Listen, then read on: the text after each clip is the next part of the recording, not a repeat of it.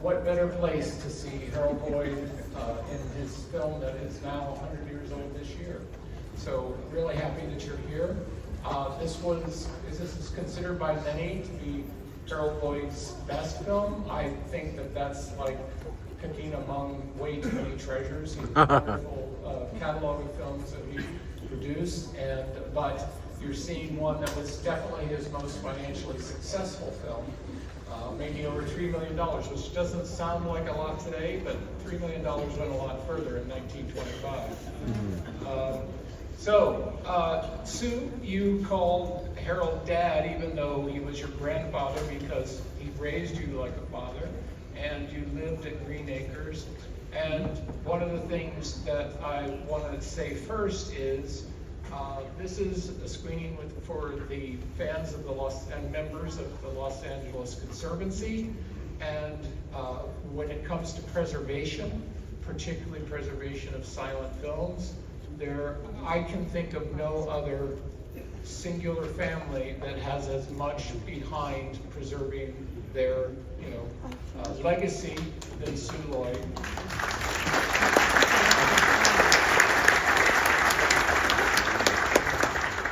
The Chaplin estate has hired people to take care of the films. There are others films that have fallen into obscurity or don't exist anymore because of neglect, either by family or lack of family. But Sue has always not only made sure that Harold's films were preserved, but that they were preserved properly, presented properly, and she knows as much about preservation and about showing films the way they were meant to be seen than anybody. And I really want to thank you for your advocacy. It's really neat. So we have this organ staring at us. I want to say one more thing about this. The way back when Last Remaining Seats began, I remember Gaylord Carter playing at this. Yes. He played for Harold. He played for Harold and the Last Remaining Seats when he was playing. And wasn't your grandfather responsible for Gaylord getting some of his early work? Totally. That was basically his organist. Yeah. And he would, put him in every position he could to play his films. And very luckily, some great supporters of the LA Conservancy, the Sunderton family, Robert and Richard, we recorded Gaylord Carter at their home on their Mighty Whirlwinds. So I have soundtracks of Gaylord playing Harold's films, Great. About 20 of them. So the good news is, Randy Waltz, who's accompanied today, knew Gaylord and Harold very well, met Harold as well, and remembers a screening at the Wiltern Theater, one of the Conservancy's best conservation projects.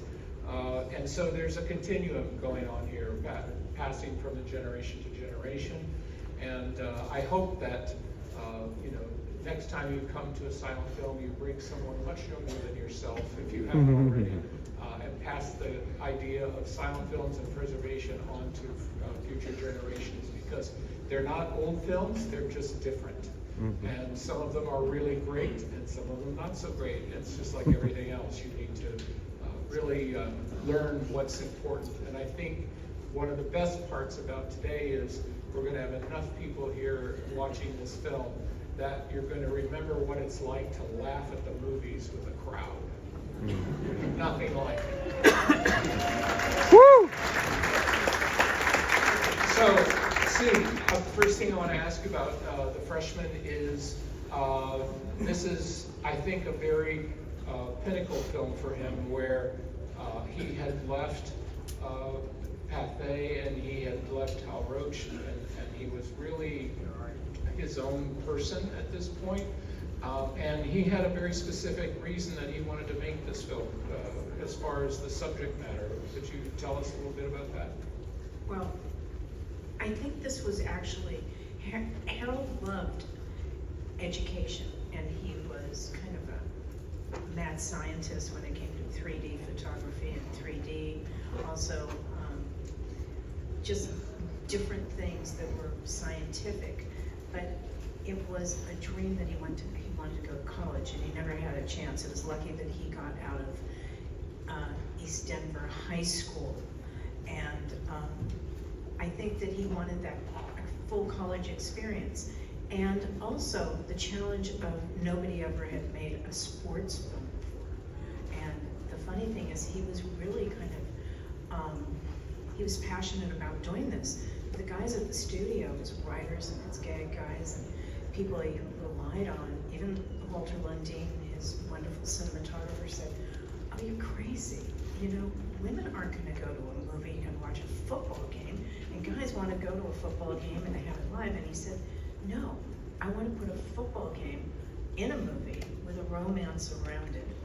And, you know, if you know Harold's movies, the second plot in every movie is Harold chasing the girl and being in a romance. So basically he was the father of romantic comedy. But he said, "No, I wanna do this, I really wanna do it." And to his testament, The Freshman still sits as number 8 on ESPN's best film list for sports movies. So he won.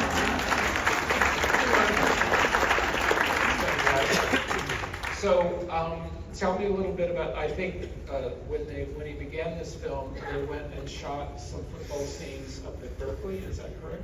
He shot up at Berkeley, and then he shot at USC. And he used the actual football teams. And he said, "Look, these guys, I don't want stunt guys to play with me. I want to play with the real team. And I'll shoot in between, you know, half times. And I want the crowd there to get that energy of a real football team." And he said, "Football players know how to run, how to stop, and how to hit people." And he said, "I'll take it." And there's a great scene that is actually shot at SC on the campus where he's on the training field. And funny thing is that where that training field was is where the actual film school that was brought into USC, where it is today. And Harold actually did a donation to SC to build the Harold Lloyd soundstage at USC for the students. Terrific. So he could pass the torch on to other filmmakers. Since we're here with a group that's interested in landmarks and things like that, you told me a story that I thought was hysterical about how the fountain on the corner of Santa Monica and Wilshire, I think, how that fountain, in Beverly Hills. Do you know it's called she's the rainforest. She's an Indian symbol, and there's an electrical water fountain at the corner of Santa Monica and Wilshire Boulevard. And so anyway, and at night, these lights go on, so they're colored lights. But it was the first electrical fountain to be brought to the West Coast. There was one in Boston on the East Coast. Well, personal story, Harold's mother, Elizabeth, she was the second president of the Beverly Hills Women's Club. Well, there's a lot of pressure there. And she wanted to have some statement in Beverly Hills, and this is 1930. And she said, "I want to give, Harold, I have to do something for the Beverly Hills. I'm your mother and you're a big star," and carried on. And she was very grandiose, and he wasn't like that at all. And so he said, "Okay, Mom." He said, "What do you want?" She said, "I want a fountain. I want something built to me." So he got this fountain, had it built right there in the corner of Beverly Hills. And because she was so bombastic and kind of like just hard on everybody, the family used to call her Bam. So every time we went by the fountain, and because I was living with my grandparents, Mildred and Harold, I go, "I want to go see the fountain with the pretty lights," and everybody in the car would groan and go, "Oh my God, we have to go by Bam's fountain." So, Harold was very philanthropic to Beverly Hills, to his work that he did with the Shriners Hospitals. He took care of 22 hospitals and had built 3 Burns Institutes. So he always wanted to give back, besides wanting to give an audience a great time and to listen to what they were receptive and and what they wanted to come out of his work. You know, he was always aiming to please.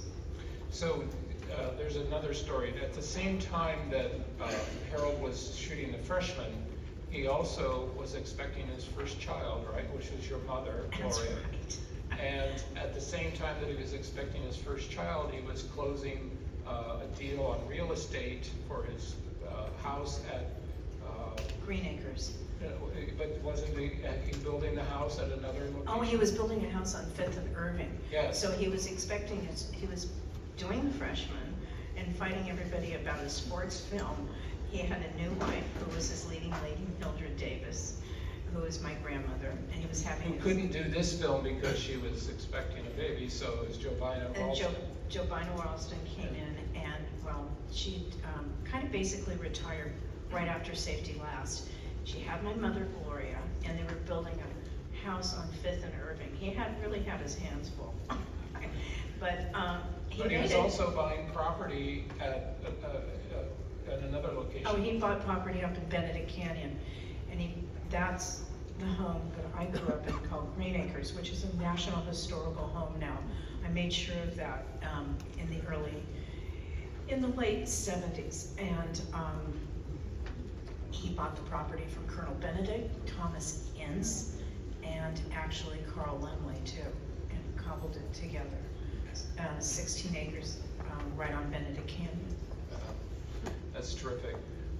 So we're going to see Number Please before we see The Freshman. I think there's someone you want to point out. Little Number Please is really cute. It was shot down in Santa Monica Pier. My grandmother, Mildred Davis, stars in this with Harold. And their co-star is a man named Lloyd Brooks, who actually was Mildred's very dear friend from high school, and he was very, very tall. He was 6'7". And she said to Hal Roach when she came down, "You gotta hire my friend because nobody's this tall. He's gotta be in movies." And as it turned out, this man, Roy Brooks, ended up being my grandparents' best friend, and he ended up being the executive assistant to Harold till the day he died. And I knew Roy really, really well. And it's a sweet little movie. And the cute thing is, they're all Harold's looking to call father so he could go or marry Mildred, which of course he did marry Mildred. And, but it's a pleasure to be here at the last remaining seats. I've had the honor of being here a number of times, and I hope you enjoy The Freshman and have a great time at the game. Thank you.